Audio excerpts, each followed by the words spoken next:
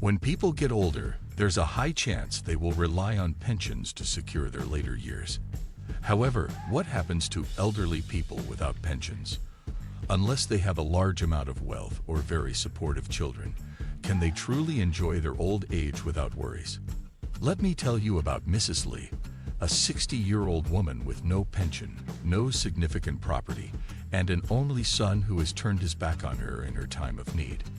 Mrs. Lee's situation seemed dire, with no steady income and no family to fall back on. After her husband's sudden passing years ago, she was left with only a small amount of compensation money and had to make tough decisions on how to survive. Life in the countryside was hard, and without any form of retirement savings, she was constantly worried about her future. Her only son, whom she had supported tirelessly, moved to the city and started a family of his own, slowly cutting ties and leaving her to fend for herself. Mrs. Lee, however, didn't give up. Despite the challenges, she chose to take an unexpected path that led her to a new, independent life in her golden years. Mrs. Lee shares her story. "I'm 60 this year and have lived in the countryside for most of my life. Over 20 years ago, my husband was working on a construction site when a sudden accident took his life.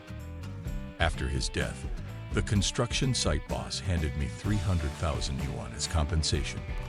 He told me that this was all he could offer, and if I wanted more, he wouldn't be able to pay it, even if I sued. He was already insolvent, and I knew this to be true since the site often delayed paying wages to my husband for months on end. I realized that if I didn't take the money now, I might never see anything. So I signed the agreement and accepted the compensation. With that 300,000 yuan, I had to figure out how to raise my son along. I used part of the money to pay off debts we had accumulated, and the rest to support my son's education. Life wasn't easy, but I managed to scrape by, working odd jobs in the village just to make ends meet. As the years went on, my son grew distant, focusing on his own life in the city. He barely visits anymore, and when I reach out, he often ignores my calls. I don't hold it against him, though. Everyone has their own burdens to carry. But now, at 60, without a pension or anyone to rely on, I sometimes wonder how much longer I can continue this way.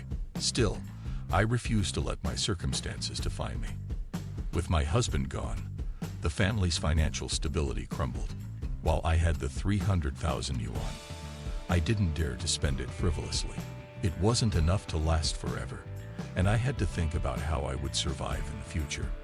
My son was 18 at the time, and seeing my struggles, he offered to go to the city to find work and support me. He had just finished his college entrance exam but didn't score high enough to get into a good school. Since studying wasn't his strength, I agreed that going to work might be a better path for him. Before he left, I gave him 10,000 yuan, advising him to use it only in emergencies. I watched him leave for the city with a heavy heart, but also with hope that he might make a better life for himself. At first, he sent money home regularly, small amounts, but it was enough to keep us going. I was so proud of him, thinking he had found his way. But over time, the money stopped coming, and his visits became less frequent. Whenever I called, he would make excuses, saying he was too busy or struggling himself. Eventually, the calls stopped altogether. I began to rely on the kindness of neighbors and small jobs around the village just to get by. It was hard knowing that the son I raised had seemingly forgotten me, but I tried not to dwell on it. Life in the countryside is lonely, but I've learned to endure. A few months later, he called to say he found work as a car mechanic, earning 3,000 yuan a month, with the promise that his salary would double once he mastered the trade. I was thrilled for him.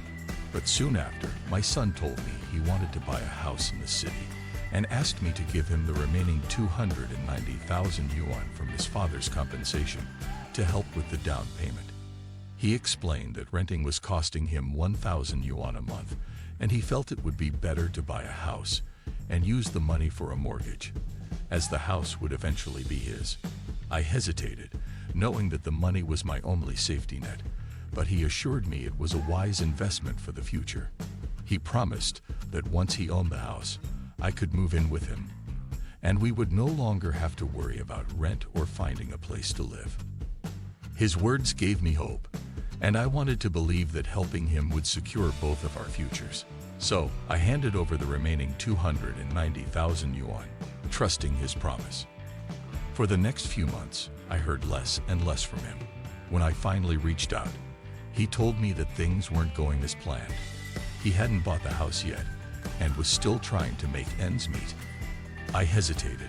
What would I do in my old age without that money? But my son reassured me, saying that once he became more skilled and earned more, he would take care of me for the rest of my life. The thought of living comfortably in the city with my son brought me so much joy that I transferred the remaining money to him. He used it to buy a 3-bedroom apartment, though it was unfinished and needed decorating. At first, everything seemed fine. My son sent me photos of the apartment, and I was proud to see him taking such big steps in his life. He even talked about bringing me to the city once the apartment was fully furnished. Back in the countryside, I worked tirelessly to save more money to help with the decoration.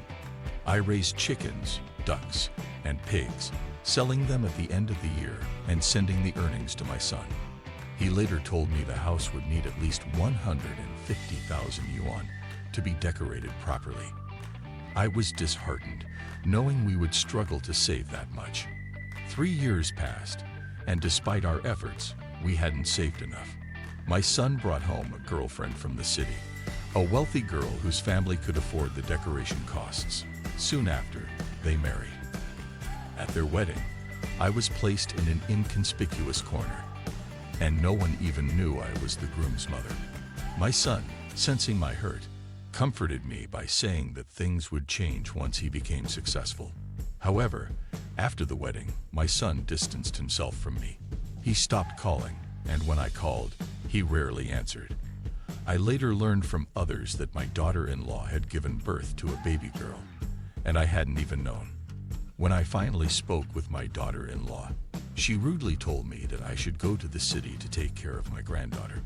I refused, explaining that my health wasn't good, but she shot back, saying that since I would need to rely on my son in old age, I should listen to her.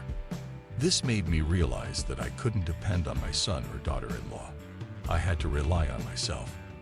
I decided to sell my house in the countryside and buy a small apartment in the city. It wasn't big, but it was enough for me to live comfortably. I even found a job as a janitor, which wasn't too hard and allowed me to support myself. Now, although I'm old, without a pension or much savings, I'm not anxious or afraid. I've learned that the only person you can truly rely on is yourself. Others, even your closest family, can let you down. But as long as you have the strength to stand on your own, you can face anything life throws your way.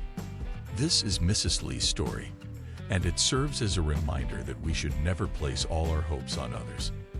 In the end, self-reliance is the key to living a peaceful and fulfilling old age.